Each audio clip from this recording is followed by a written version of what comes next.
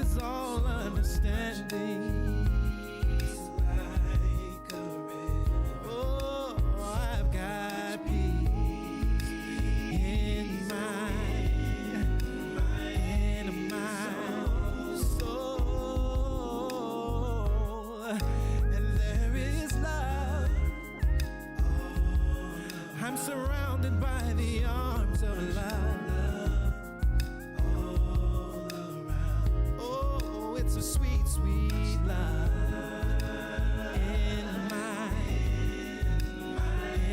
my soul, and I've got joy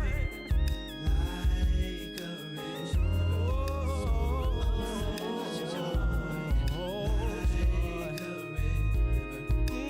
I've got joy in my soul. Peace, love, and joy. Oh, peace, love, and joy. Peace, love, joy. Oh, peace, love, and joy. Love, joy. I've got peace, Love, joy. and I've got love. So much love. Love and joy. Love and joy. Oh,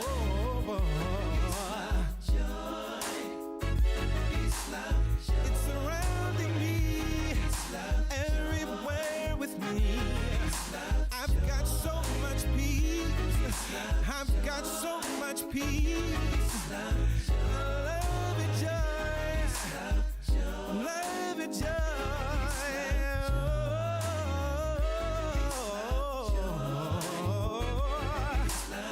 I never knew love could be like this. I never knew peace. Peace could be like this. I never knew this joy. Never knew this joy.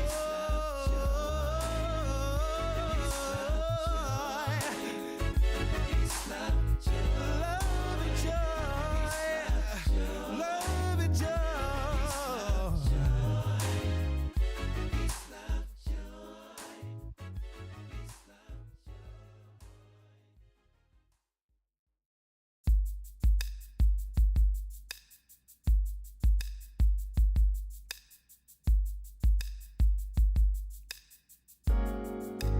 I've got peace like a river. I've got peace like a river. I've got peace in my soul. There is love all around me, so much love all around me, so much love in my soul. I've got joy like a river. I've got joy like a river. So much joy in my soul. I've got peace like a river that passes all understanding. Like a river. Oh, I've got peace in my soul, and there is love. I'm surrounded by the arms of love. Oh, it's a sweet, sweet love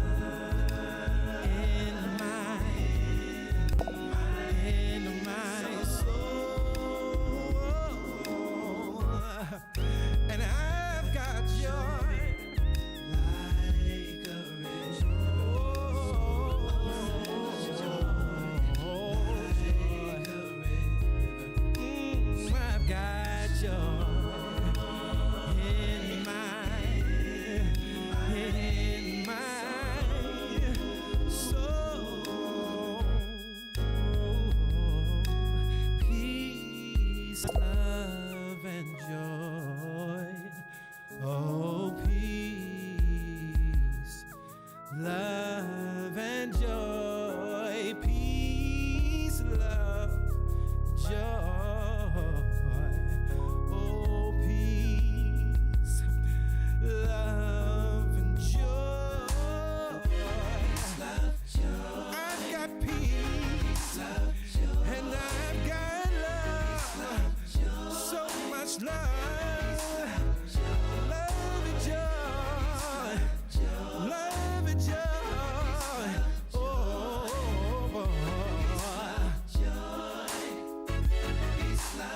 it's surrounding me. Everywhere with me. I've got so much peace.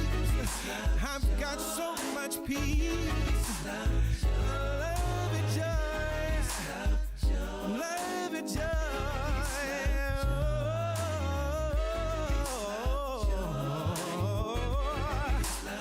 I never knew love could be like this. I never knew peace. Peace could be like this. I never knew this joy. Never knew this joy.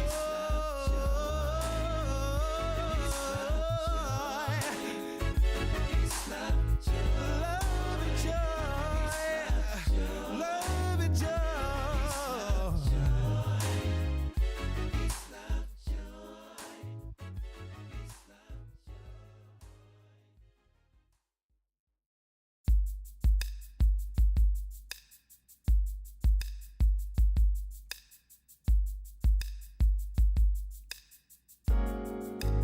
I've got peace like a river. I've got peace like a river. I've got peace in my soul. There is love all around me. So much love all around me. So much love in my soul. I've got joy like a river. I've got joy like a river. So much joy in my soul. I've got peace like a river that passes all understanding. Peace like a river. Oh, I've got peace in my soul.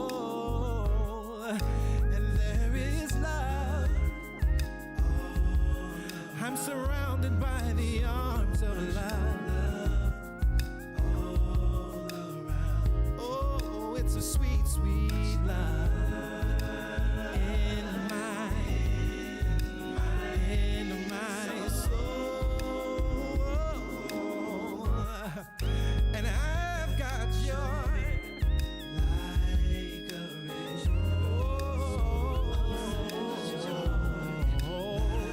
like a river.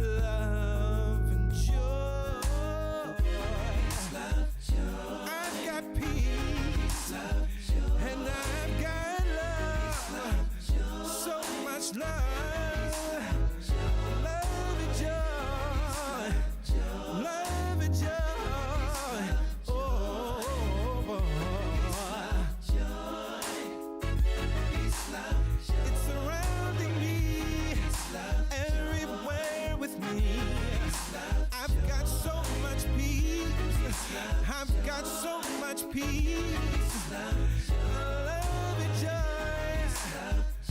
love and joy.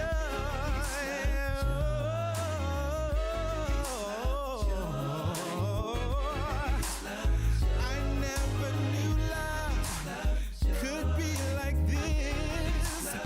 I never knew peace could be like this. I never knew this joy, never knew this joy.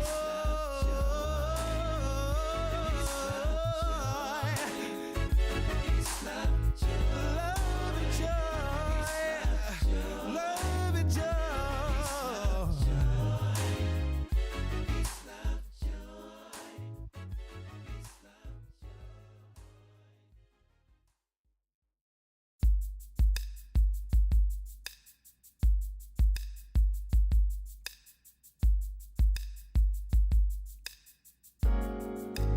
I've got peace like a river.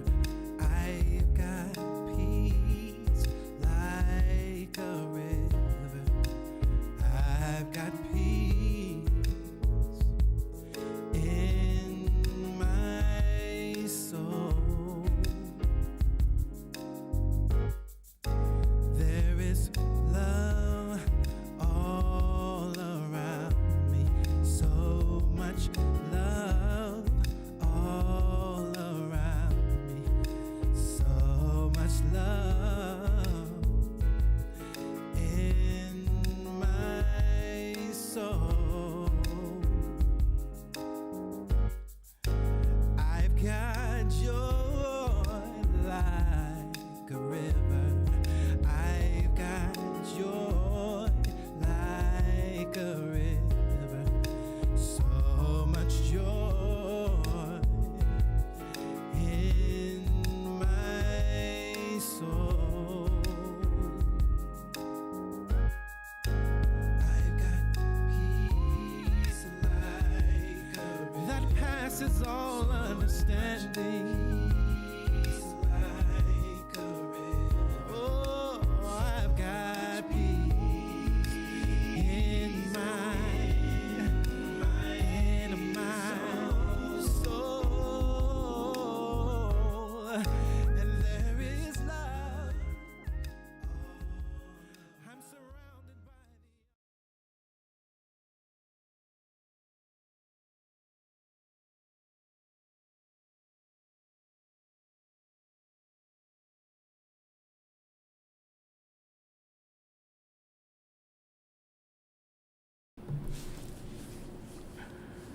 Hello, good morning, happy Sunday, beautiful people. It is so very good to be with you as we gather together to celebrate the magnificence and significance of the presence and power of God operating, flowing, moving, being abundant in, through, and as each and every one of us. Let us begin as we always do with prayer, and I want to ground us in a reading today from the Daily Word. The Word is a word we know very well, prosperity, but may not always understand.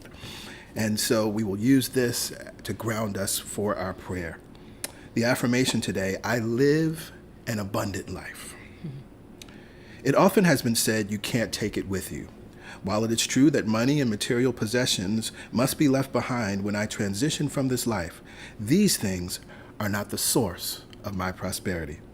My true wealth lies in my consciousness, my ability to give and receive love, to share what I have and receive from others with equal joy, to understand and use the creative power of thought, and to know myself and all people as living expressions of the divine. I live consciously and abundantly, making wise use of Earth's resources and drawing upon the limitless storehouse of divine ideas. Through the power of God within me, I enrich my life physically, emotionally, and spiritually.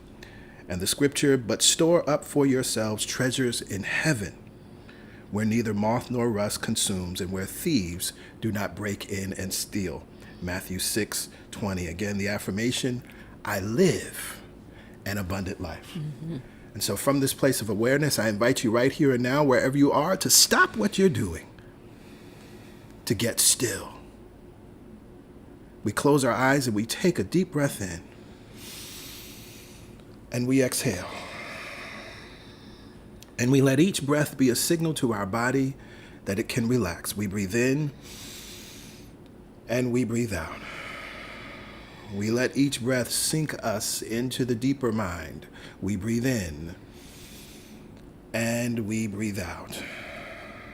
And from this place of awareness, the realm of everlasting ideas, we know and we remember and we recognize that there is only one mind, only one power, only one presence that is working in all, through all, and as all, that is working in you, through you, and as you, that is working in me, through me, and as me now. There is one life. That life is God. That life is perfect, whole, and complete.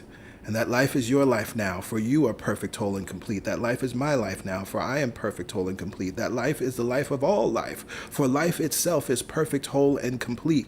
As we recognize the truth of who and what God is, recognizing that God is not a person, place, or thing, but God is a real felt experience, recognizing that God is not a human being sitting up in a cloud somewhere, but God is right here, right now, where you are. God neither comes nor goes. God is within you right now. God is within this connection right now. God is filling and has filled, and the space that you are in is filled and overflowing with God's substance, with God's stuff, with good, with love that is. And as I recognize that all is God and God is now, I recognize that we are one with God and one of God. I recognize that we live, move, and have our being in God, and God lives, moves, and has its expression in, through, and as us.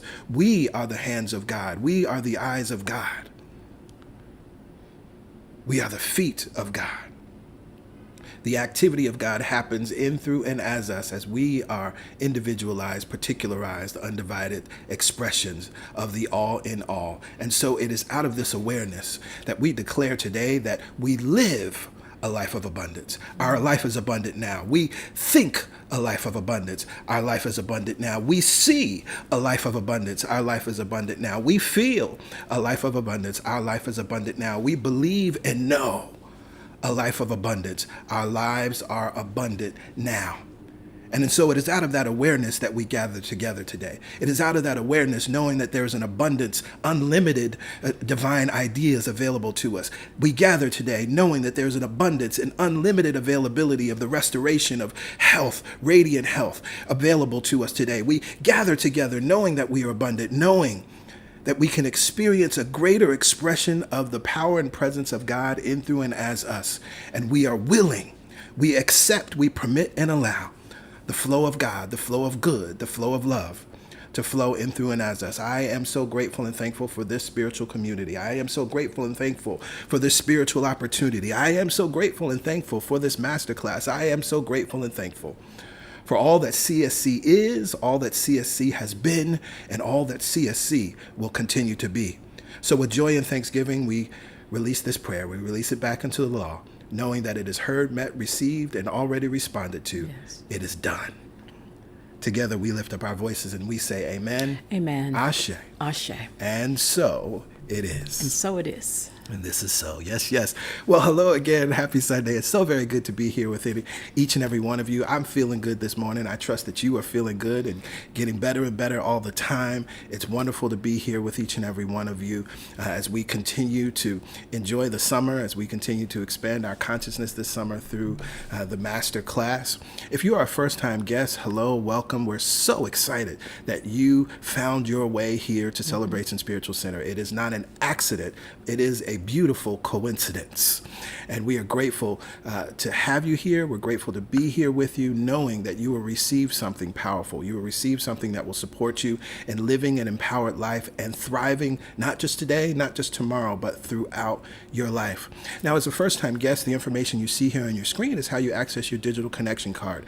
This is your way to stay in touch with us and for us to stay in touch with you. We send out emails throughout the week and keep you abreast of wonderful things happening at CSC. All you have to do is text the word welcome to 347-472-1078. Just the word welcome. No additional messages are needed, and you'll receive a link. That link will take you to the digital connection card. When you click that link, enter your information. We just need your email address and your first and last name, and you submit that. You'll receive another text that says you're all set. Indeed, you are at that point. If for any reason you have issues or you're unable to access that text message, or particularly if you're outside of the United States, you may not be able to text this number. If you look here in the post here on YouTube or here on Facebook, you'll see that we actually have the link there in the post. So you can click that link. That'll take you directly there into your information, and you're all set. But what's most important is that you're here. What's most important is that there's something powerful that you will receive as a result of your willingness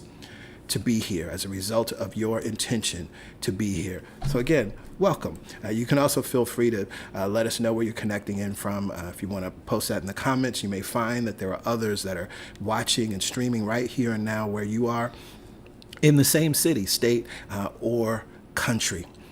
And so from this place, it is a wonderful opportunity for us to move into our news and updates so that we can tap into, after that, the meditation experience, and then move forward with our class for today.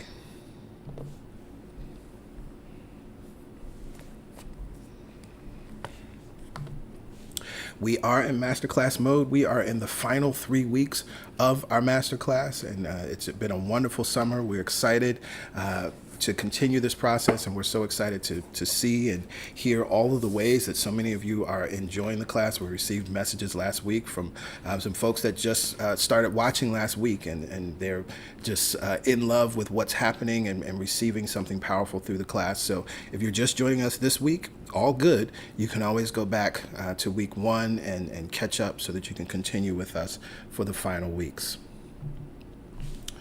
Every third Sunday is God Talk Sunday. That means next Sunday, we will be having the God Talk. What is the God Talk? It is your opportunity to ask questions. What we know to be true is that it's important that you have a forum to be able to openly and honestly ask questions, right, without any fear or any shame. Have a space where you can receive the clarity you need so that you can apply new thought metaphysical principles to your life. Now, the God Talk is not a substitute for therapy. The God Talk is not even a substitute for spiritual counseling. It's really a direct opportunity to get your questions answered and also to learn how to apply these principles directly to what's happening in your life.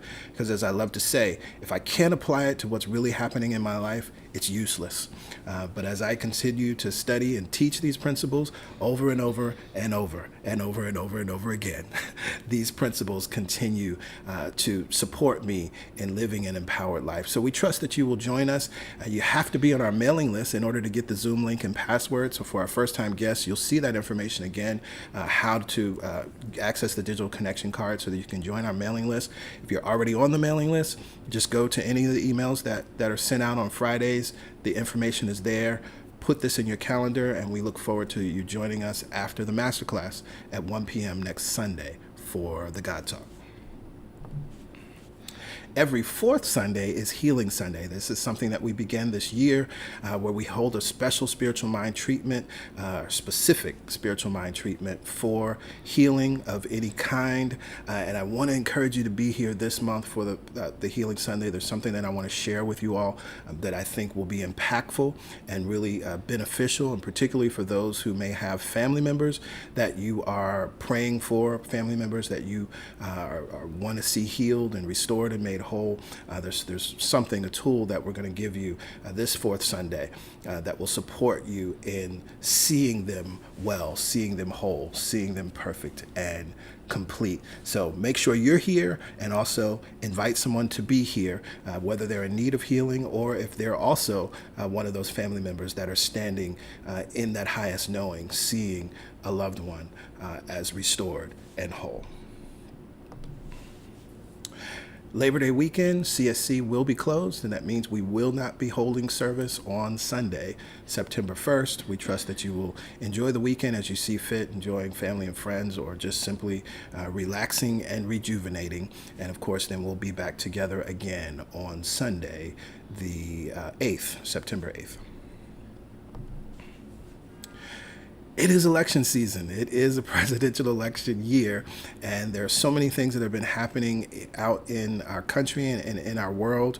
But what's most important, regardless of what's happening externally, it is important that you tune into the vision, tune into the world that you want to see, the nation that you want to see, and not be swayed by every little thing that's happening on a daily basis, because that's a lot of what's happening right now. There are things that are happening in the news, what's said in this rally versus what's said in the next rally, and what this person is for or against, right? But it's important to keep your vision on the highest vision. And that's what My Election Intention is supporting us in doing. 100 days of mindful practice. You can join at any time. We're hearing from the community that folks are really loving this and it's been beneficial. If you're just hearing about this for the first time, it is not too late. You can go to myelectionintention.com and sign up to receive the daily messages that will be coming from myself as along with so many of our friends within the New Thought community. And this will be happening up to Election Day. You can also use the text number there to join. And if you have any questions, you can reach out to me about that.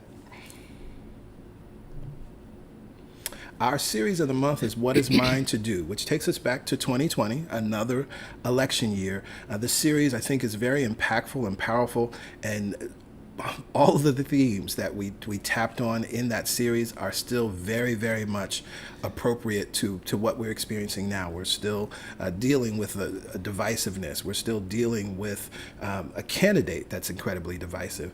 And it's important that as we are practicing these principles, as we are part of the New Thought movement, as we are metaphysicians, we must be clear about what it is that is ours to do. We must be clear about how we show up for ourselves, and then how we show up for our community, our families and our communities, etc., so that we can be part of the solution. Right? The first sermon in that series is the construction crew.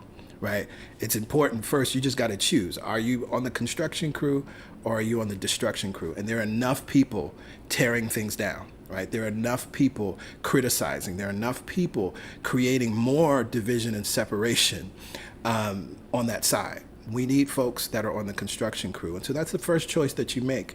Encourage you to watch that series. Encourage you to also share it with others who are seeking to keep the focus of their attention on the world and the nation that they want to see, a world that works for everyone, as we continue to move through this election cycle. If you have a prayer request, you can send that prayer request to prayerchampions@celebrationsc.org. We will know the truth with you. Pastor Yolanda and myself are always holding the community in our highest knowing. This morning, even I was just sort of imaging and thinking about the entire community, sending out love and seeing each and every one prospering in the most beautiful and appropriate ways. But we know that you may have a prayer request, or you may want to submit a prayer request on behalf of someone else. Send that in to prayerchampions@celebrationsc.org. And as your prayer is answered, as you experience the miracle, as you experience the shift, as something powerful and profound happens in your life, let us know. Send an email to that email address so that we can see how prayer is working in your life. Every Wednesday morning, we gather together for the Momentum Prayer Call. This is a wonderful way to keep the momentum, keep your consciousness, keep the focus of your attention where you want it to be. We know that affirmative prayer is a definite movement of mind and a definite direction to accomplish a definite end. And so we choose to get definite with the infinite. We choose to direct the power of God that is flowing through us in the direction of that which is beneficial, in the direction of that which is constructive, in the direction of that which is prospering. So we gather together on Wednesday mornings at 7 a.m. Eastern Standard Time. We share a reading and we pray and move on with our day. You can access the playback or the recording of that prayer at any time by using the playback number you see here on your screen. Enter the access code and wait, and the most recent prayer will play. Also, if you're on our mailing list, we do share the link to the recording of the prayer so that you can listen to it from your phone or from your computer, wherever you want to listen to it. And that may be a bit more convenient for you. So if you're not on our mailing list, you may want to join the mailing list so that you can have access to that prayer easily and effortlessly. And that does conclude our news and updates for this Sunday, which means we get to go within as we are led in the meditation experience with Pastor Yolanda. Yes. It is time for the meditation experience. We decided before we even opened our doors that it would be called the meditation experience because you can read all the sacred text, and we encourage that. But until you have a direct experience of the God within you for yourself, All you have is information, and many people are good at regurgitating, but not integrating.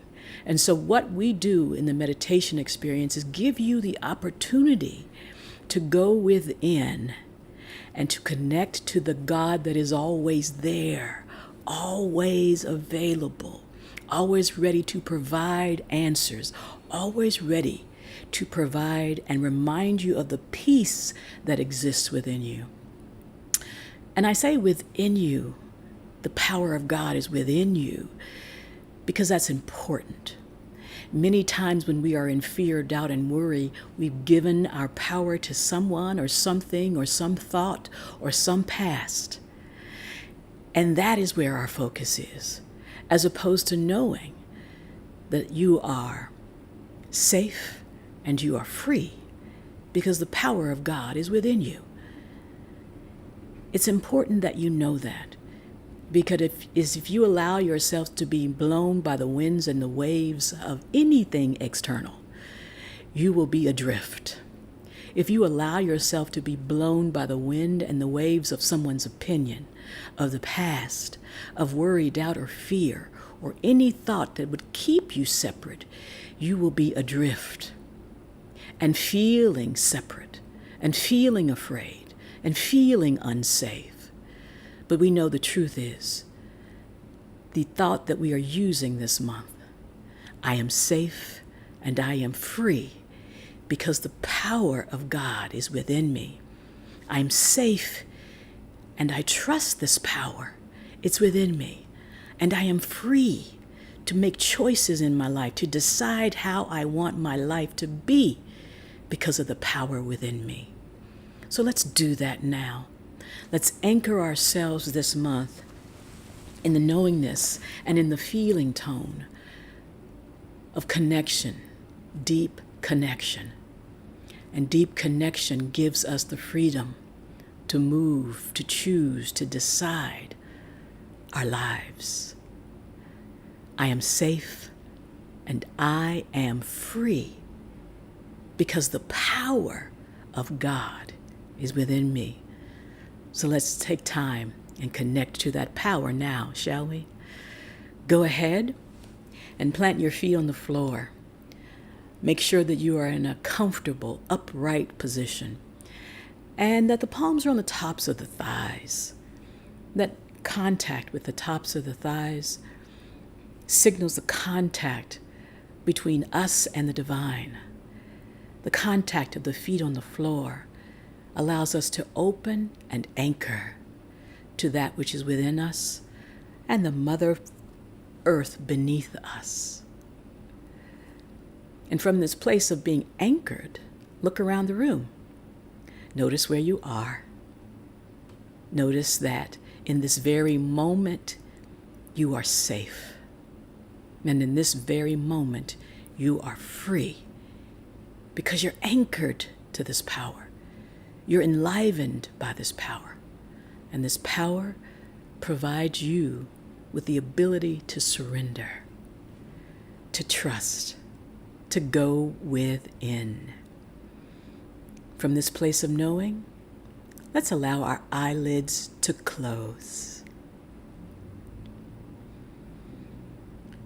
And let's allow the simple act of closing our eyelids to take our focus to the breath. And let's see, feel, and imagine that each breath relaxes us more. Just take a few breaths to notice and let each breath relax you more and more and more.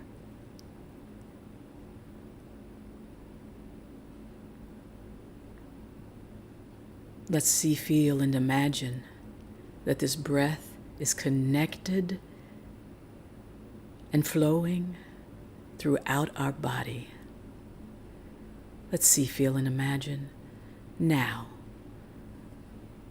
that there is a ball of white light at the base of our spine.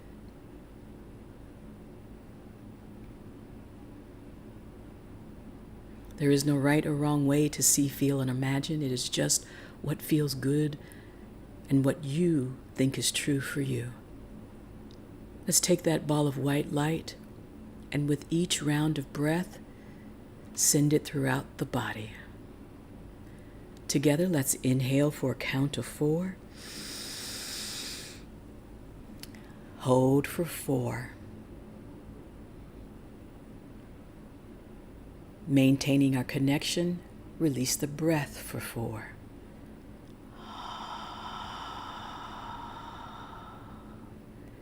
And settle in deeper and deeper for 4.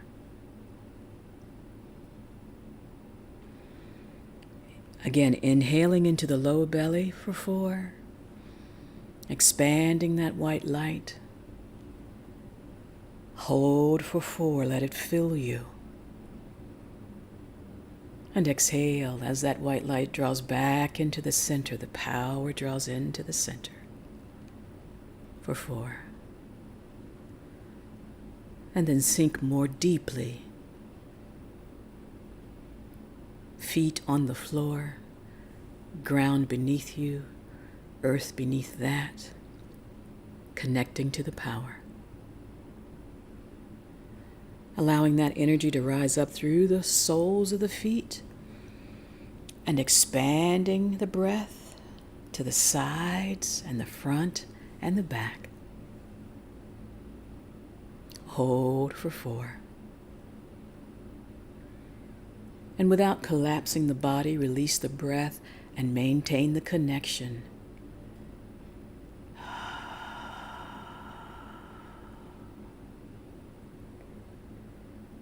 And relax. In through the low belly, up through the rib cage, expanding the sides, now the front and the back, as that white light just fills your midsection. Hold it there. And then sigh it out.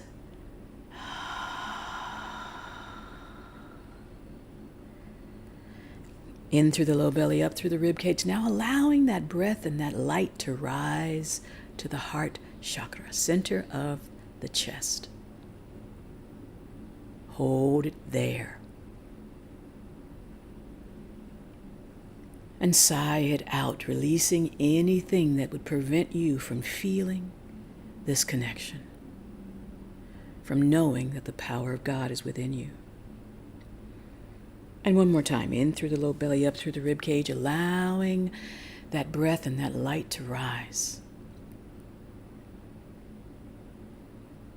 Hold it there.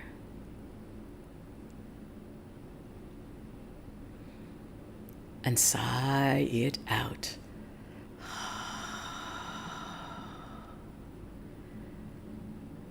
Releasing anything unlike love, settle into the light, the connection, and the knowing that I am safe and I am free, for the power of God is within me.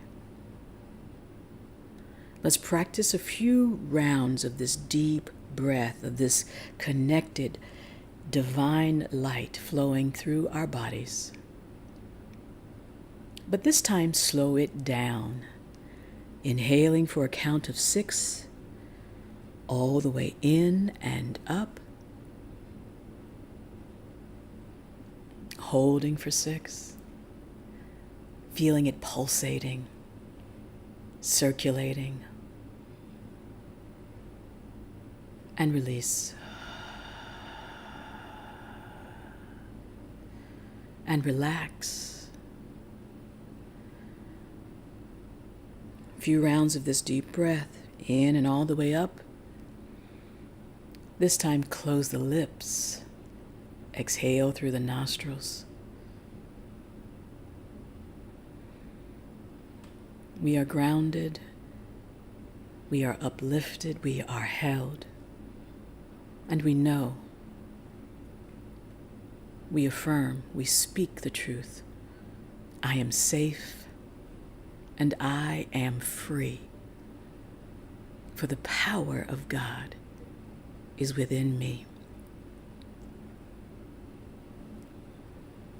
As we prepare for our silent time, scan your body. Notice if there's anywhere that you feel you're holding on. And without judgment, let the divine light heal, uplift, release.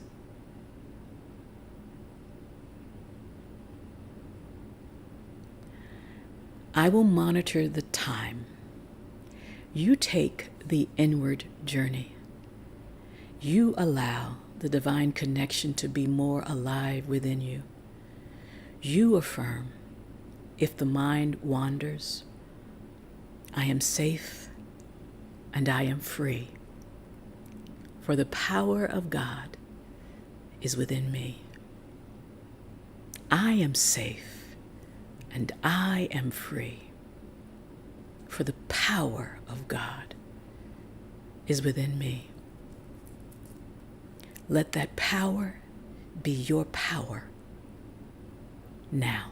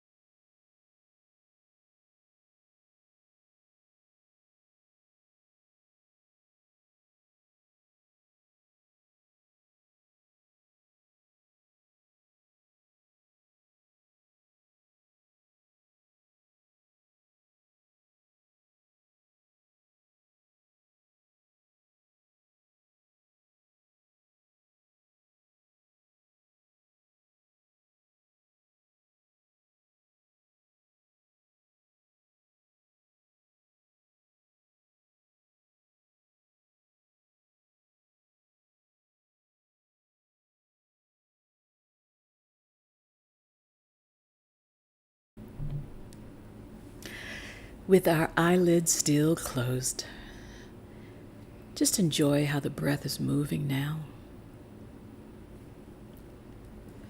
With our eyelids still closed, we get a deeper understanding of what it feels like on the inside. And with our eyelids still closed, we get to remember that we are safe and we are free. For this power animates every cell of our being. This power allows us to move in the direction of our highest good. This power is the only power, and it is available right here and now. Let us go ahead and begin to wake the body nice and gentle, as if waking from a nice nap, a nice peaceful sleep. Maybe you wiggle the fingers and the toes, or take a nice long deep inhale and exhale through the nostrils. And together let's inhale and draw the shoulder blades and the shoulders up by the ears. Exhale, release the shoulder blades back and down. Inhale.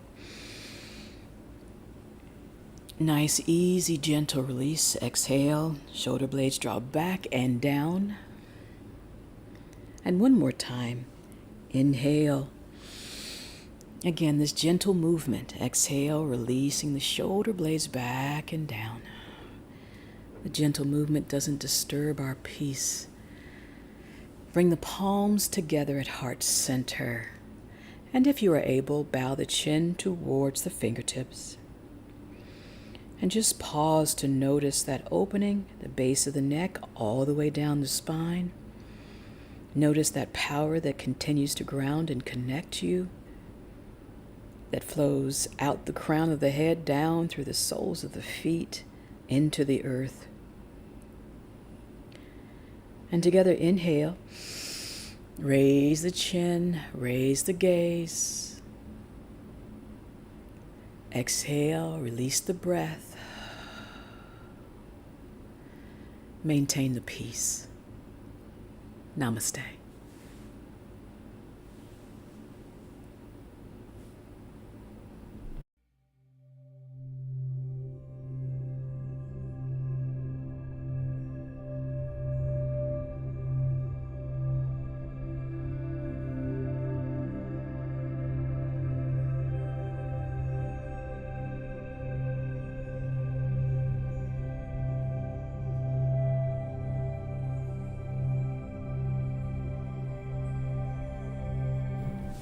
Yes, yes, yes. Maintain the peace and be kind to your wandering mind. Be kind to your wandering mind. Yes, yes. Thank you, PY. You're welcome. Well, we are in class mode. Get your books out if you don't have them already, so that we can tap in. As I said Put your earlier, glasses on, whatever you need to do. we are in the final 3 weeks of our class. And so one of the things that we're going to be doing is this is sort of the final full chapter. The next chapter is going to give us steps that we can use to start to apply these. So what we're going to do is break that chapter up in the next couple weeks because we want to expound, right? I think Ernest Holmes isn't as detailed in that last chapter, and so there's so many ways that he kind of says what to do, but doesn't necessarily give you tools and some hows and some things. So we get to expand on that a little bit in the coming weeks. So you want to definitely make sure you're here for that. But let's just tap in, right, and get into chapter 10, thinking creatively. I think this chapter is a little esoteric at times. Can be. So we'll break things down and talk about some things as we move through this. The world has lost faith in much that at one time was considered authority. When we lose faith in the authority of any existing institution, we are very likely, in repudiating its tenets, to throw out something that we should have kept. We are not alarmed over the thought that we shall suffer greatly in the dropping of many creeds and ceremonies, but we are anxious that we shall hold on to God. This is interesting because as I read this, it reminds me of sort of, I think, the philosophy that supported PY and I in creating CSC, right? And we've said it so often that we consciously wanted to take so many things that were good from our church experience, right? And bring them with us, although our philosophical, theological perspective may have been different, right? And so often we don't think about that, right? We reject things and throw it all away and not realize that there's opportunity for us, things that we must hold on to and keep with us. Some people become fanatical in trying to discover truth. Let us try to keep perfectly sane in our pursuit, always recognizing that fanaticism is accompanied by personal egotism, and that personal egotism leads into fanaticism. There would be no religious fanaticism if humanity understood religion and its universality. Right? Very important. There should be no danger of a sane person losing their reason in the pursuit of spiritual things, because all insanity is the result of a disconnection of the mind with reality, capital R, with actuality, with everyday affairs. This reminds me of A Course in Miracles, right? I was thinking about the idea of A Course in Miracles is always writing in different ways about being restored to sanity, right? And so what we understand is that thinking in a way that's constructive and beneficial is the equivalent of thinking sanely, right? But of course, thinking in any way, as he talks about, he said there would be no danger if our pursuit of spiritual things, because all insanity is a result of a disconnection. If we don't realize that oneness, that's what's going to cause all of the problems, right? Absolutely. And the idea that people become fanatical in trying to discover truth. He's going to talk about it more later, but the truth is already there, available to you. But when you go running around trying to take every class and do every workshop and your way is the only way, then you become fanatical and even more disconnected than you unconsciously felt, which is why you went on this search in the first place, right? Therefore, in our spiritual awakening, we do not need to separate ourselves. To do so is a mistake. That's an interesting, one of the things I talk about often, we teach that you don't have to become a monk and go, in a mountain somewhere to achieve enlightenment or awareness, right? And so in our spiritual awakening, sometimes that's what we think we have to do. There are a lot of teachers that always talk about, spiritual teachers, that talk about, oh, you got to cut people off. No, we do not need to separate ourselves. To do so is a mistake. Right? That actually would demonstrate that you haven't actually understood the truth of oneness, right? The connection with all reality and all, but yeah. And then the truth that no one outside of you can sway you one way or the other, right? So I can have differing opinions. I can practice my spiritual truth and not be swayed by someone else if I really know what I say I know and believe what I say I believe. Yep. Right? Now, if someone is being abusive or there's something like that happening, of course, go out. But, I'm maintaining my peace. I'm whatever that phrase is. That is not going to help you to know that the truth is there no matter what. Yep. To do so is a mistake. The method of approach is to have a spiritual outlook wherever we are. It is by so unifying life with reality, capital R, that we may come to see in every objective symbol spiritual cause and a reason for its being. There is a way to arrive at peace and happiness in what we are now doing. You don't have to wait. Get more educated. Right. Because that's really the underlying truth of it all, right? That our pursuit of awakening, our pursuit of enlightenment, our pursuit of knowing the truth, our pursuit of becoming masters is only so that then we know that wherever we are, God is, literally, right? Not as just an idea that sounds cool, but when you're in motor vehicles, right? You will see and feel and experience God. When you're in a park, you will see and experience God, right? When you're in an airplane, you will see and experience God, right? When you're in a hospital, you will see and experience God. In every objective symbol, you will see a spiritual cause and a reason for its being. Powerful. Whether our problems are social or economic, the science of mind, rightly understood, is a valuable asset in the fine art of living. We have foolishly thought that we could insult the integrity of the universe and prosper. Integrity, that's important, right? That word, right? That the universe is integrated, in other words, connected, right? And so we foolishly thought that, there's spiritual, good, loving over here, but this other stuff, that's the devil. That's Satan. That's that, right? Without understanding that everything is unified. And when you understand how the law works, you understand the unification of it all. Inevitably, y'all could probably, if this was a drinking game, how many times is PG gonna bring up Star Wars? Right? Right? This is literally what Yoda and Obi-Wan Kenobi talk about when they talk about the Force, right? It binds us. It surrounds us. The Force. Now, there's a misuse of the Force, right? There's a quote dark and quote unquote a light use of the Force. That's true. Right. But the Force itself is everywhere, right? So we foolishly thought that we could insult the integrity of the universe and prosper. It don't work like that. Right. It don't just work for you. Right. Right. Insulting the integrity, how it all binds one. Right. But humanity is a spiritual expression, and as such must find their real satisfaction in the things that endure. We must awaken to the truth that essentially this world order in which we live is a spiritual order, that honesty, justice, and love are the very foundations of all life, and they cannot be flaunted with impunity.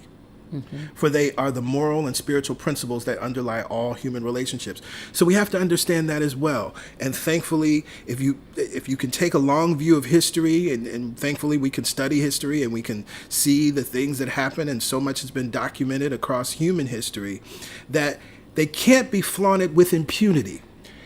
Temporarily, it seems that they can be flaunted, but not with absolute impunity, right? There is eventually, we come to the reality and see that spiritual order always comes back into place: honesty, justice, and love. For they are the moral, spiritual principles that underlie all human relationships. This inquiry into our problems is producing a rapid evolution in our thought, but the inquiring attitude is a healthy mental state. The world, spiritually speaking, is in better condition than it has been, because out of all the controversy, the mental turmoil, there will come some kind of an answer. Right? And what this is talking about is this idea that I call it collateral imagination. Abraham Hicks talks about just simply the idea of rockets of desire, that when an unwanted thing happens, it has us looking for an answer. Right? Unfortunately, so many of human beings are looking for saviors instead of looking for answers, right? Looking for saviors instead of looking for solutions. And so it's true that technically speaking, spiritually speaking, actually, the world is in a better condition, because every unwanted has caused us to look for solutions that are more beneficial. And you also get to decide, are you looking for solutions? Are you looking to be right about how bad things are? Teach. Really, are you looking for solutions? Are you knowing that the right order and the unification of the way the world works means there has to be a solution? Or are you complaining? Or are you afraid to try the solutions that you're receiving because they've never been done before? Right. If there's an order, a world order, a new thing being called, there has to be a new way to do it. Yep. And the new answer must provide a bridge between the intellect and the emotions. It must be intelligent, scientific, and artistic. Right. Think about that. Intelligent. Scientific, meaning it's been proven. And artistic, meaning it's creative, it's new. Right? Right. And scientific, meaning it's repeatable. And repeatable. Right. That's important by anybody. It may be asked, what can we depend upon? Whom can we trust? The answer is, first set our mental and spiritual house in order, and then, insofar as possible, make it produce for us the necessary and beautiful things of life. See, Ernest Holmes is getting in your business. These are Ernest Holmes' words. PG didn't say this. PY didn't say this. Well, what can we depend on? Whom can we trust? Right? We're in an election year. Right? First, set our mental and spiritual house in order. Now, be honest with yourself. Is your mental and spiritual house in order? If I came over to you, metaphorically speaking, and walked in your front door of your mental house, is it clean? Is it in order? Right. And so to the extent that we start to get frantic, to the extent that we start to move out of our center of knowing that all is well, of knowing that we are one with God, and there is underneath it all love and justice, right? Then the first thing we need to do before we talk about any candidate, before we talk about any policies, before we're worried about what this one is doing or that one is doing or what they're not doing or how mean they are or how terrible the world will be if they get elected, I need to get my mental and spiritual house in order, because otherwise you're never going to know what it is that is yours to do. If anything. You're just going to be a reactor versus a responder. Right?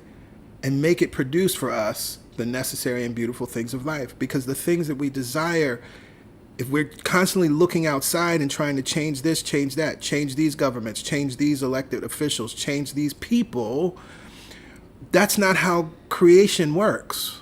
That thing that is intelligent, scientific, and artistic. It starts with me. It starts within, right? And so make it produce for us the necessary and beautiful things. When we get our spiritual, mental, and house in order individually and collectively, the beautiful things of life manifest easily and effortlessly.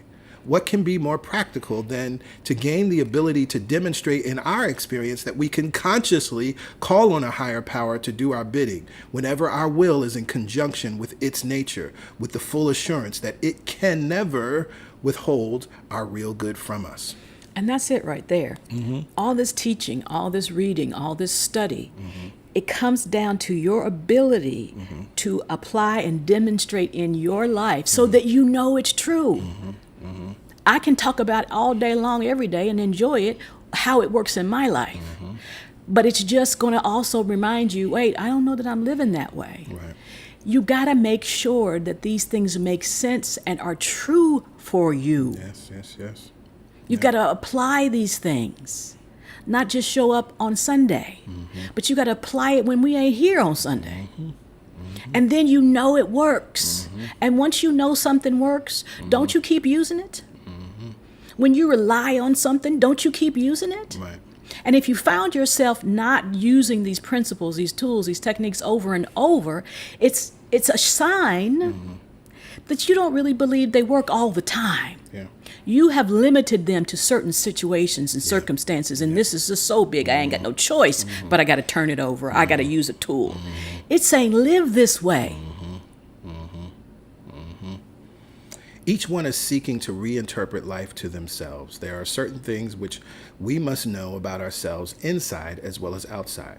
We may look about for saviors, but we shall not find them. We may listen to sages and can interpret or misinterpret what they say. Yeah, we've but heard we that will before. But we will never find any satisfactory answer outside of an immediate, personal, spiritual experience, a certain interior awareness through which the soul recognizes itself as being in unity with the universe and with all other selves. This is what PY says to us every week in the meditation experience. Right? That ultimately there has to be an immediate personal spiritual experience, a certain interior awareness within your own awareness through which the soul, your soul, recognizes that it is a being that is in union with all that is, that the universe, the foundation of life itself, and with all other selves. Selves, right? Beautiful. The most impossible mental state is one which does not know that good must come at last to each alike. Right? That's the other part, that we stay open and recognize that I cannot know and want for myself what I'm unwilling to know and want for others. Right? That's an impossibility if you really want to have what it is that you want to have. In attempting to analyze our mind, we must realize that all that we can analyze is what the mind does. We assume certain things to be true of the mind because of what it does. What the mind itself is, no one knows. In theorizing on what the mind appears to be, we are conscious of the most striking fact. Mind is the one and only energy we know of in nature, which is conscious of itself and at the same time conscious of other energies. Right. How many times do I say the mind is just doing what the mind does? We tend to think and interpret our thoughts as the only reality. And if we're in meditation, we tend to think that thought is the problem. But if we realize that the mind is just operating the way it operates, then we don't judge the thoughts. Right. We don't judge the experiences. We decide what those things mean for us. And if you go back to our previous sermon series, Tell Me About Your God, right? And I talked about God as consciousness. What we have today that Ernest Holmes didn't have is the understanding of quantum physics and quantum theory that scientifically demonstrates that there's a level of mind at which all things are one and connected. And it is at that level that all manifested life comes from. That at that level of mind, every possibility exists. Right. Right. And so it's interesting because at the same time, right, we're the thinker and the thought, right? We observe the thought, but we experience the thought at the same time. We identify with the thought. Sometimes to our detriment. Right. So that's why he's saying mind is the one and only energy we know of in nature, which is conscious of itself and at the same time conscious of other energies. Electricity is an energy and appears to be an intelligent one, but it is not at all probable that electricity is conscious of itself. Right? This is beautiful. And that's why I said we get a little esoteric here, but it's beautiful. The creative power in the soil is most certainly intelligent, multiplying and bringing forth exactly what is given to it, but it is not probable that it is conscious of what it is doing. However, while it is not conscious of what it is doing, it still brings to bear an intelligence upon its acts, so much greater than our conscious intelligence that we cannot even compare the two. It is an interesting fact that our conscious mind in our everyday walk of life is dealing with creative intelligences in nature which do not know that they are creative intelligences, but which still know how to be what they are and know how to do what they do. Mm-hmm. These are deep thoughts. Right? Electricity is definitely intelligent, but it's not self-aware. Right. Right? Because if you think about it, if you consider, people have fears about AI, right? And fears about robots, right? Like if they become conscious and then eventually they'll be like humans. And, there's science fiction, let that pass. There's science fiction movies where essentially that's what happens, right? The robots are no longer static like electricity. They're aware of themselves. They have feelings. And so now they want to protect themselves, right? So if you think about it, that's what's being demonstrated in those films. Imagine if electricity was conscious, right? If it could say, well, no, I don't want to power that. I don't. Yeah, no, I don't. You haven't been good to me, so I'm not going to power you. Right, Right? And so that's what he's saying. We know that electricity is not conscious of itself, but it's clearly intelligent, right? In the way that it works. The same thing with the soil, right? The soil receives whatever it receives, and the intelligence in the soil brings forth weeds, brings forth all sorts of things because that's what it does, right? But it is not self-aware. It almost feels like sometimes our ability to be self-aware can be detrimental because we begin to believe the thoughts that we think about ourselves, and we're not also conscious that those thoughts are causing us harm. Right. But you are not a robot. Right. That's the good news, right? You're not AI.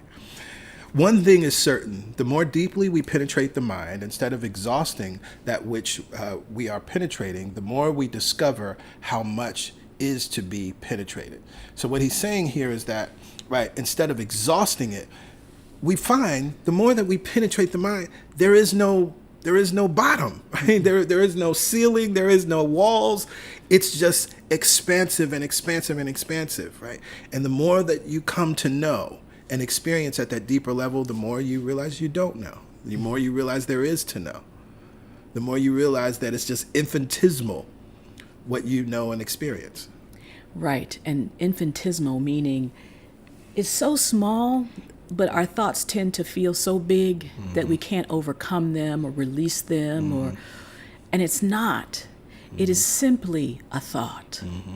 And if you choose another thought, then the mind will do what it does with that thought. It will activate it. It will intensify it. It will continue to focus on thoughts like it. And so if we can take the thoughts that cause us pain and fear and doubt and worry and simply realize they are just thoughts. They have no power unless we keep focusing. And then the mind keeps doing what the mind was designed to do, thinking about it. And so we say, shift your focus of attention, not to be Pollyanna, not to say that things aren't happening in your lives, but to say, where do you want to create solutions from?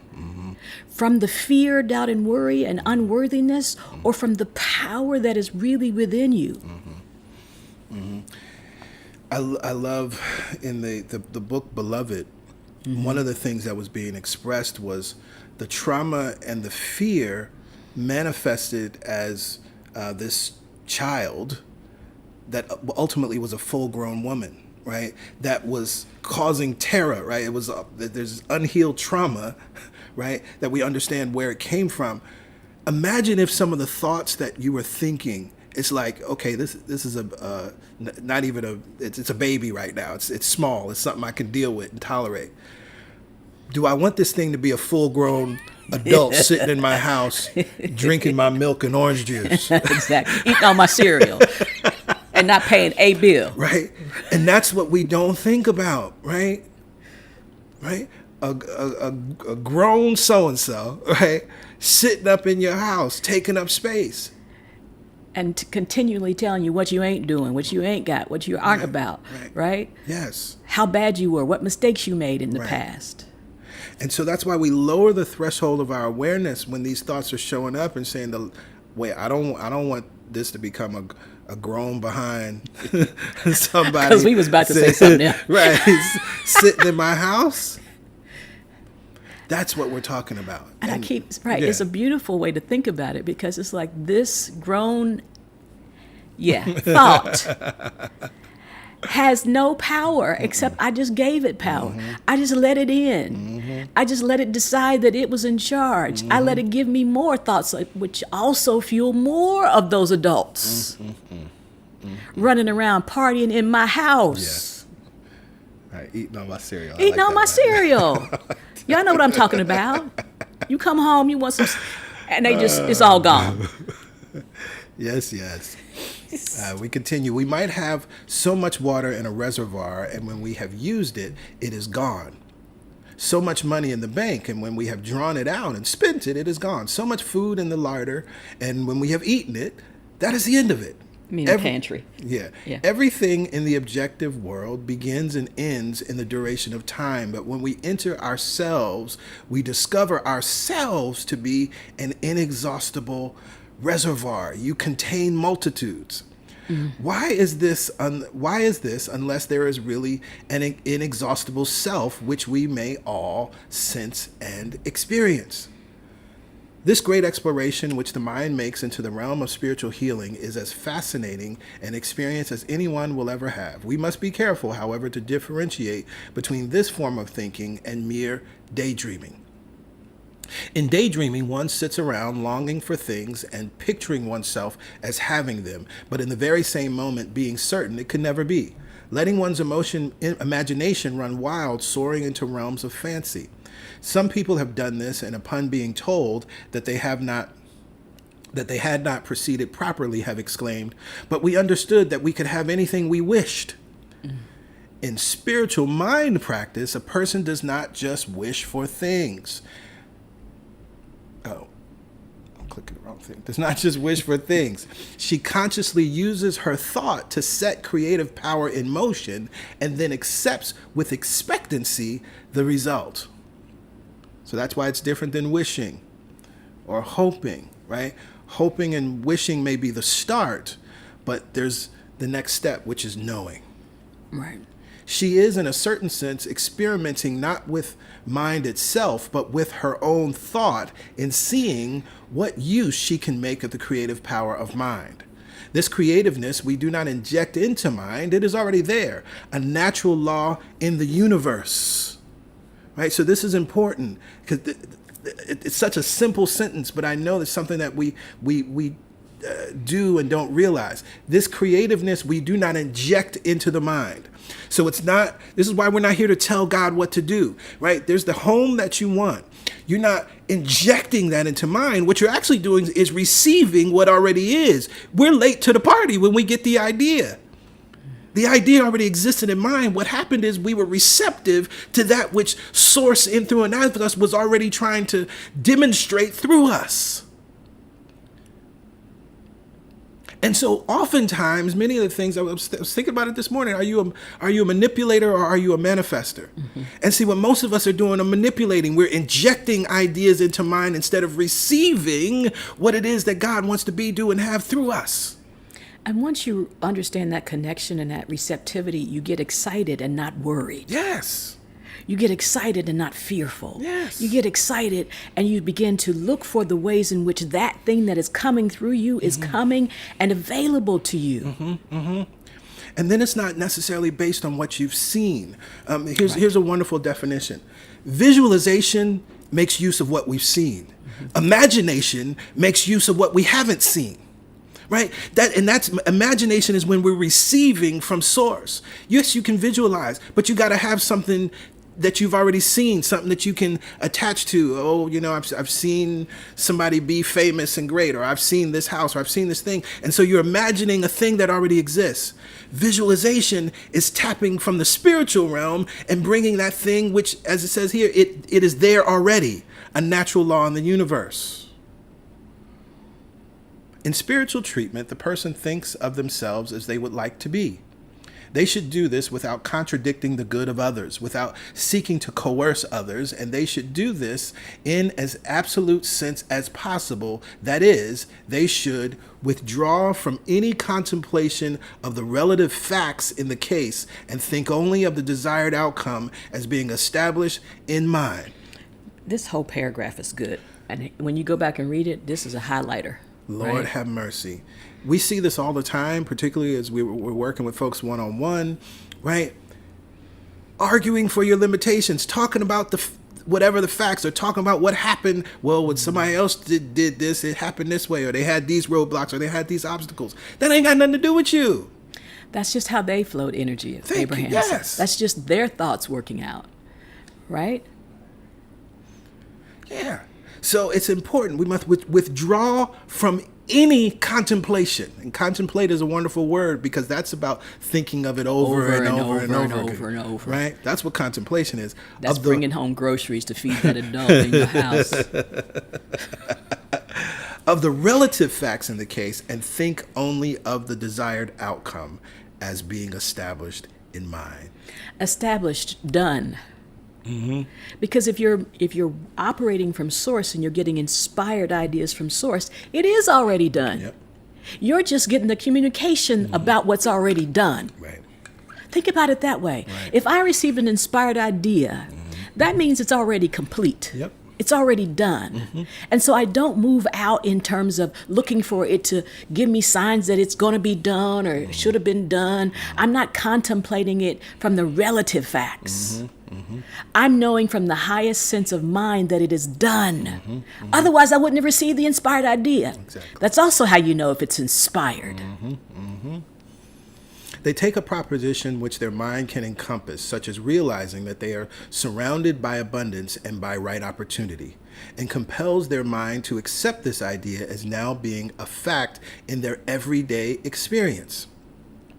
So you create your facts. Right? You know what I'm saying? What do I know to be true? What am I choosing to focus on? What is my fact? Right. Right? And that fact is internal, right? Not external. That's one of my favorite questions to ask myself when I'm in worry, doubt, and fear. What do I know to be true? What do I know to be true? Right. Yeah. Consequently, their work is intensely practical, and even though they are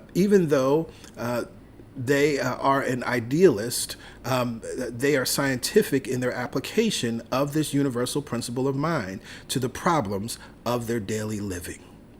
Whether we think we are dealing with our individual minds or with the universal mind, we are dealing with the same thing. God's mind is my mind. God's mind is your mind, right? And so we're consciously making use of that. But whether you think it's your individual mind, there is no individual mind. There's only one mind. Right? There's an individual expression of the one. That's why we affirm that in prayer, right? We are one with God, individualized, undivided, particularized. You are particular, you are unique, but you are still an expression of the all, right? Just as my hands are particular, they're specific, they're my hands. My fingerprints. Right? But they're part of this one thing that is me, my body. What we call the individual mind is merely the place where the individual uses the creative power of mind, humanity expressing God at the level of their intelligence. And the beautiful part is that we do not have to tell mind how to bring about the thing we are demanding of it. Mind finds its own avenue and outlet and releases its own energies for the purpose of self-expression. And please notice this is capital mind. Yes. As opposed to individual mind. Right. In other words, God. You could say that as well, right? Or the God mind, right? That's the beautiful thing about this. The how is not our business.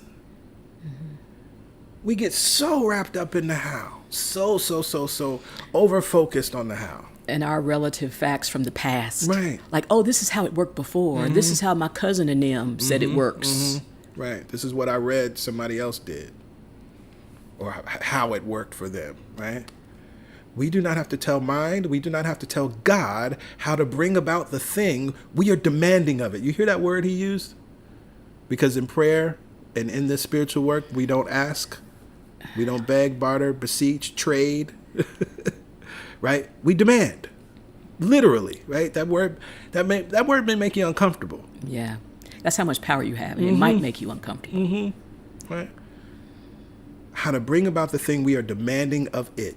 Mind, God, life itself finds its own avenue and outlet and releases its own energies for the purpose of self-expression. Because see, that's part of what this really is all about, is God must express itself. I was reading something yesterday that's still sitting with me. God doesn't have vocal cords, right? God doesn't have feet. God doesn't have hands, right? But God is the presence that must express itself. So it's always seeking avenues and ways to speak through you, seeking avenues and ways to touch and to interact through us. To create through us. Right. So that's what it says. Its own energies for the purpose of self-expression. That's why you can be, do, and have whatever you want. Because source in, through, and as you is always seeking expression. It's not because you're good. Right. Right? I mean, I know we've been taught that we have to act and behave in a certain way. And then we receive. But what this is saying is it always wants to express. Right. Right. The ever availability of good through the use of our mind means added wisdom for anything and everything we undertake.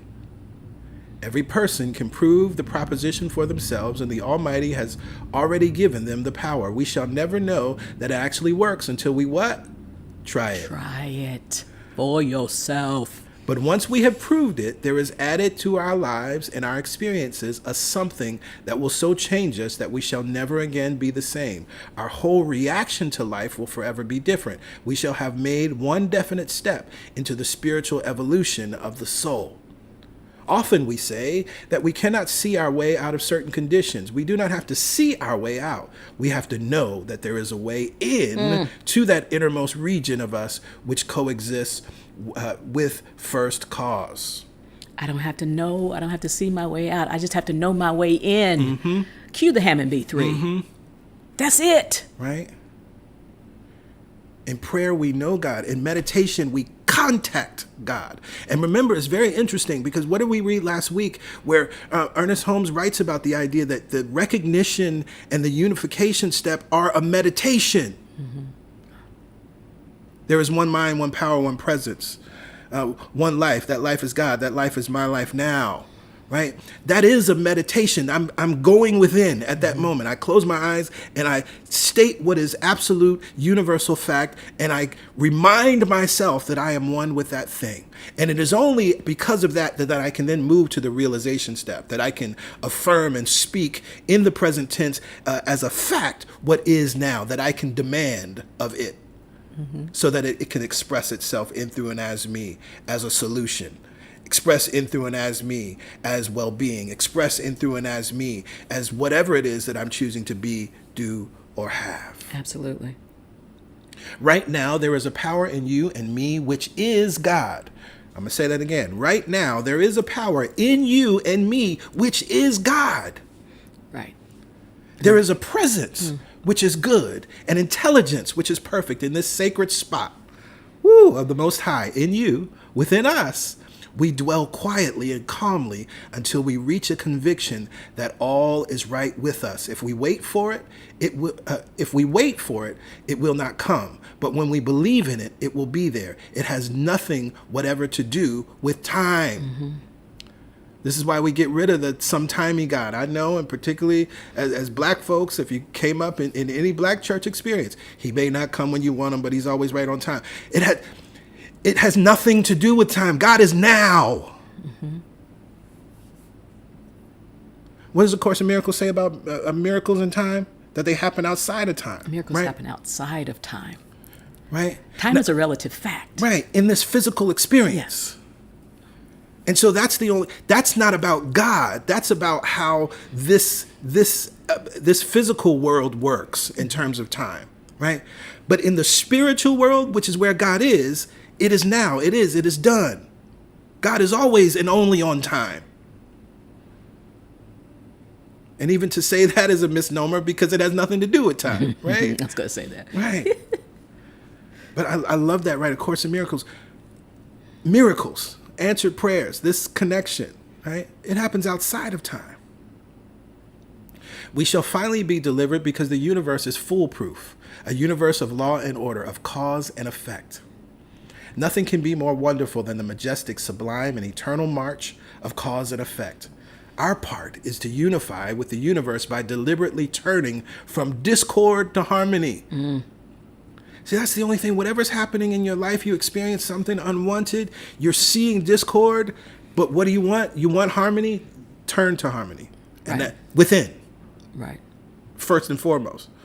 Don't tell that person that you're having a disagreement with, well, we should be in harmony, we should be unified. You know, that's not how it's going to work. And I'm using that voice because that's weak. That's a weak position. The power position is to go within and turn to harmony. I know harmony exists. I'm going where the harmony is and let it speak through me. Yes. Let it move through the situation. I'm demanding that harmony be in this situation. I'm demanding that right order exists, divine right order exists. That's what I'm asking, and that's what I'm demanding. That's what I'm seeing. That's what I'm knowing. Our part is to unify with the universe by deliberately turning from discord to harmony, to the belief that in the spiritual world there is a counterpart, a prototype, a real entity back of us, though it is only partially and imperfectly revealed in our human way of thinking. Spiritual healing is a result of our attempt to seek out the universal harmony, to unify ourselves with the life of God. That's why we always say this, right? When we're thinking about physical healing, what we're doing is we're tapping back into the blueprint that is. If there were no perfect blueprint, healing would not happen. And I'm talking at any level, like when you get a scratch and the scab develops and it heals. I love that analogy because we take that for granted. That's an example of how easy healing happens because it must be able to happen in the cells. The cells have a consciousness of healing, repair, right? Of repair, of restoration. It has a reference. I mean, you think about that for like literally, those cells would have to have a reference. Right. And that's why, right, every time I marvel, it seems simplistic, but it's important. I marvel, especially now that I've had so many health challenges and my body wouldn't heal. I marvel now. I'm in appreciation and joy for every cut that heals and how quickly my body heals once it's in alignment with restoration. And this is also why every meditative practice that supports you in tapping into this realm that we're talking about, that Ernest Holmes is writing about, one of the things that's always said is that then the body starts to automatically heal, right? Because what's happening is you're coming back to the connection of the realization of who and what you are. You're tapping into that blueprint. So it's an automatic, inevitable thing, right? It's a beautiful thing. Looking at time, all right? We got a little bit more time. It is superstitious to believe that spirit cares more for one than another, or that truth is partial to any individual. It comes to all alike. The sun shines alike on the just and the unjust. Each is in his own tongue interprets the God that is, and out of the God that is and must be creates the image of the God he or they worship. This has always been so, and perhaps always will be. Enlightenment alone will create the image out of the God that really is. Enlightenment meaning everything that we've been reading about in this chapter, right? Coming into this place of going within, right? Of practicing the truth so much that it's real for you. We run across this a lot where people think that well, how long do I got to pray? Well, how often do I have to do my spiritual practice? Until you know it's true for you. And even then, because you keep expanding and growing, you still want to keep that energy going. You still want to increase what you think you know until you really know it. Right. That keeps going and going and going and going. Right. This is why the greatest athletes continue to practice. Yeah. Simone Biles, right?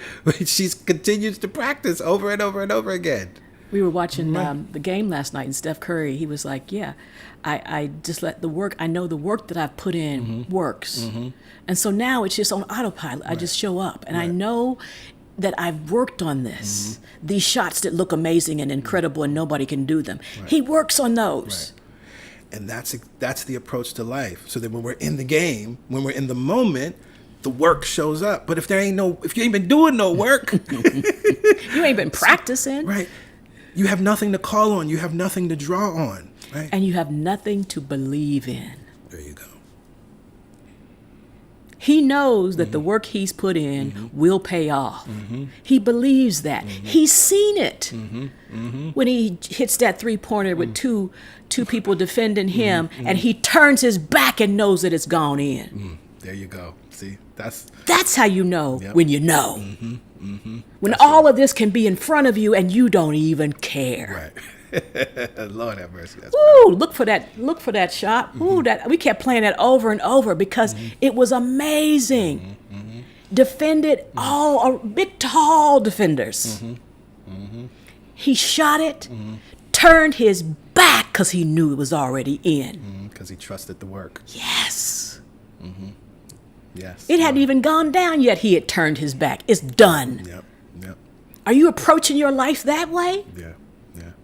Where no relative fact can change what you know is done? That's powerful. That is powerful. As an instance of the practical value of this principle to any kind of business, let us take the example of a man who believes he is not a good salesman because he does not make friends.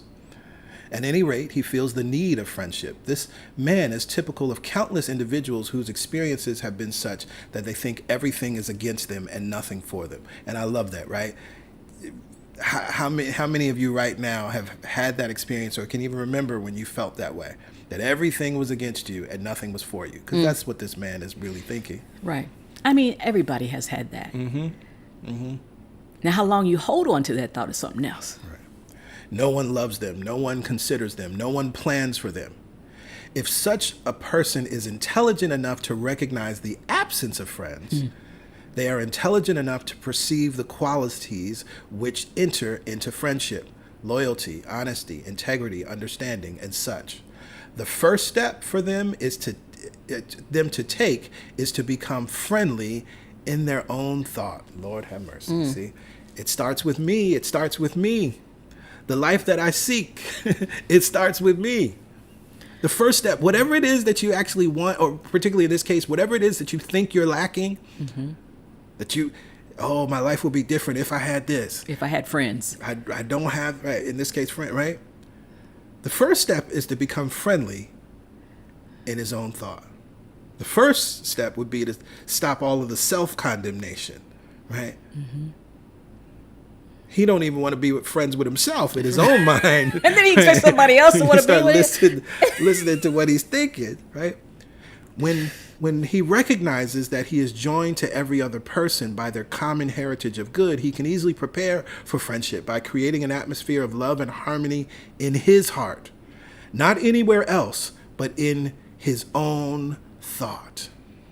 He might begin by saying to himself, and this is powerful prayer, everything is one. The mind which I use, which I call my mind, is the same mind that every other human being uses. So there can be no ill will or opposition in any man's or person's mind toward me. I have no enemies. I am one with all good, but every person is one with all good. Therefore, I am one with every person. Wherever I go, wherever I go.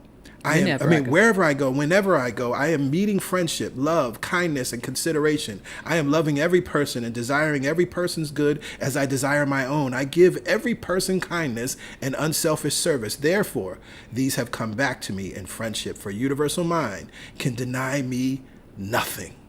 Whew, that's a powerful prayer. And you hear how affirmative it is, right? It was spoken facts In the present tense, I am. This is happening now. It is. It's a reality. Not, I want this to be. And once I love myself enough, then maybe some other things will happen. It's not a conversation with God. Mm-mm. There's no you. God, you this. God, you are. Oh, God, we worship you. You're so magnificent. You're great and mighty, God. And so because, God, you're great and mighty, I know I can have these things. No. No. Whoever does this will find friends wherever they go. All people believe in God, but all people are not aware that they believe in God. The only way we shall ever know what God is to us is by inner conviction, which will be theoretical, and an externalization of that, which will be practical. Mm-hmm. So what is he saying? He's saying here that, right, the only way that we know what God is to us, what we actually believe, is first tapping into these principles and coming into an understanding of what contacting God, right? Contacting this eternal universal presence.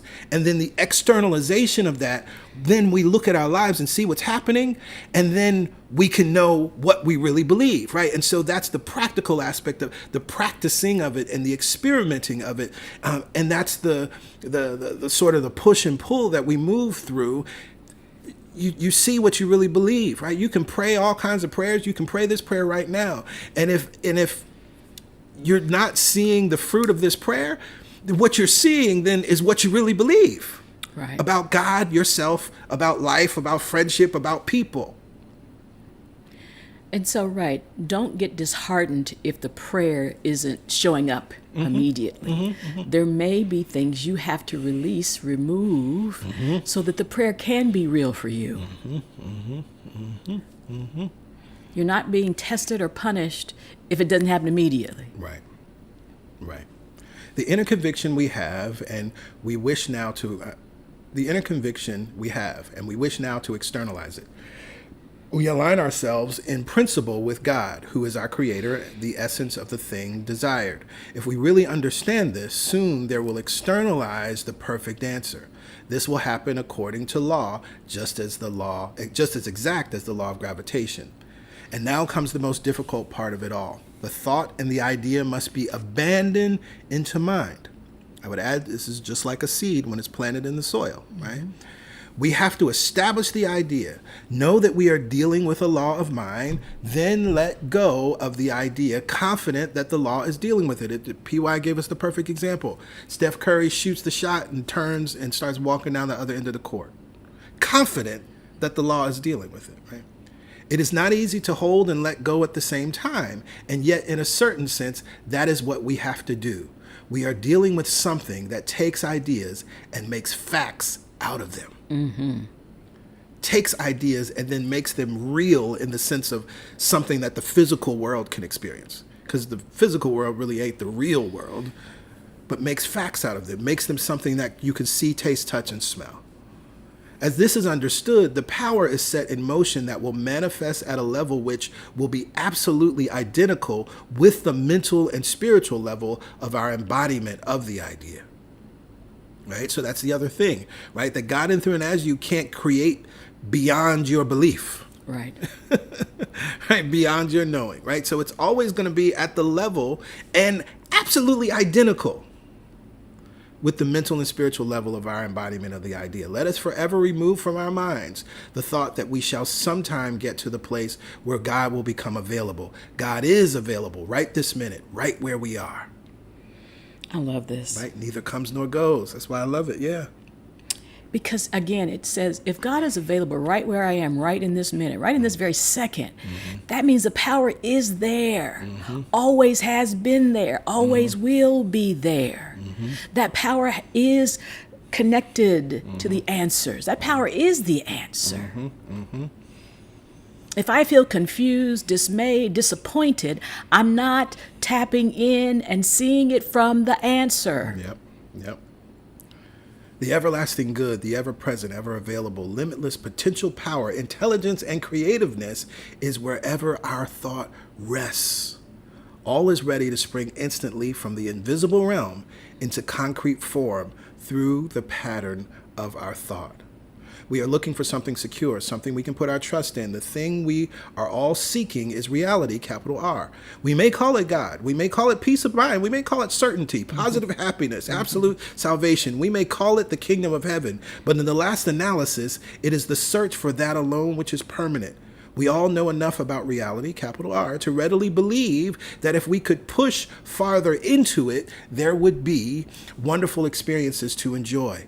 Every person has at times felt if they could just do something to break the bonds within themselves, open up some door which appears to be closed, they would step into completion and be instantly perfect. I am certain that when a person has harmonized themselves to such a degree with reality that in one moment's thought, their divine nature is released through them by an immutable law, it will then be possible for them to use their power, impossible for them to use their power destructively. They would have to use this power for beneficent purposes only, for power is only delivered through love. The universe cannot be divided against itself, and we arrive at the most powerful use of thought only through constructive methods. And it's important what he says here, the most powerful use of thought. Right. It's not saying that you're not using thought. Right. You're always using thought. Right. Right. And so we see, right, the power of thought has been used to create wars, to even win wars. Right. I was reading something today about Napoleon Hill and the way, I mean, not Napoleon. The way in ways in which he used, essentially manifestation principles, right, for war, right? And he had success, right? But the most powerful use of thought is only through constructive methods, right? And so this is then where we see some of the most world-changing things that have happened on the planet right now. I'm thinking about the work of Gandhi or the work of Martin Luther King, and so many others, right? That these sweeping changes that literally changed the world, right? Well, that was the most powerful use of thought, and it was through constructive methods, right? So I'm looking at the time where it's almost time to close. We, of course, want you to continue to read this chapter, complete this chapter, come back to this recording and listen to the things that we had to say as we're expounding on the text. Next week, the chapter next week is titled 10 Steps in Personal Achievement. And so he gives us 10 practical things that we can use. So what we're going to do is next week, we'll start with the first 5 and really break those down and give you additional things that you can use to actually apply what he's encouraging us to apply, but also bring it all together in terms of what we've been reading across these 10 chapters. If you have questions, please send those questions in to truthsunday@celebrationsc.org, and we can address those and tap into those in next week's class. Share this with somebody as well, right? We're in the final weeks, but we know and see in the ways in which that this is still benefiting so many people. So by all means, please share this so that they can also benefit in wonderful and powerful ways. And so here and now it is time for giving, and as you know, as you give, you receive. That's absolutely true. And there's a quote that I read this week that I wanted to share with you, which is important, because so often when we think about giving and we talk about giving, sometimes giving becomes difficult because we've been sacrificing, right? So we don't even like to give. It's like, I'm tired of giving. I gave, and I burnt out. In truth, you were sacrificing. You weren't giving, right? Well, in a similar fashion, if you're giving to get, you weren't giving either. You were trading. Hello, somebody. And this applies just not to your finances. It applies to everything in life, right? Relationships. Lord have mercy, right? You're out here trading. You're not giving. We give in love because we love to give. And we understand that because we live in a loving, supportive universe, we will always be supplied. Because we're one with supply. I don't give to get. That would be trading. And so when you're giving here at CSC, whether it's today on Sunday or another day based on when you get paid or whatever your schedule looks like, that's fine. Understand that you must give because you love to give. And also you can think about it. I give because I recognize that I give to support the mission and vision of Celebration Spiritual Center. There were people before me that gave, that it's because they gave in love that this beautiful community still exists. right? There are people that gave 11 years ago, that because they gave 11 years ago, we're here today, and you are benefiting from all that CSC is, right? And your giving that you give today, there's someone 11 years from now that's going to benefit because of your giving today. If you give to get, that ain't giving, that's just trading. But when you give in love because you love to give, not only do you then open up all of the ways that you will receive, because see, if you're trading, then you're only going to Get what you exchange. Exactly, that's it. But when you give in love because you love to give, oh my goodness, you receive the world and so much more. And so it is only then from that place that then you can affirm, as we affirm each and every week, this affirmation: all the money that I circulate, All the money that I circulate returns to me multiplied returns to me multiplied in a never-ending cycle in a never-ending cycle of increase and enjoyment. And enjoyment. To that we say amen, Amen. ashe, Ashe. and so it is. So it is. Well, we love and appreciate you all. We trust that you will enjoy the remainder of your Sunday and the remainder of your week. We will all be together again on Wednesday morning for the Momentum Prayer Call. And if you're not able to make the call live, which we trust you are able to, make sure that you tap into the recording, make sure you stay in the vibration of prayer and keep that absolute knowing humming in your life. And then we'll be together next Sunday as we continue with the final 2 weeks of this masterclass. Again, share this with somebody. Let them know about this good thing. Remember, we can't know the good for ourselves that we're not knowing for somebody else. So don't keep this good thing to yourself. We know you want to prosper, but that prosperity is available to all. We love you. We appreciate you. Bye for now. Bye for now.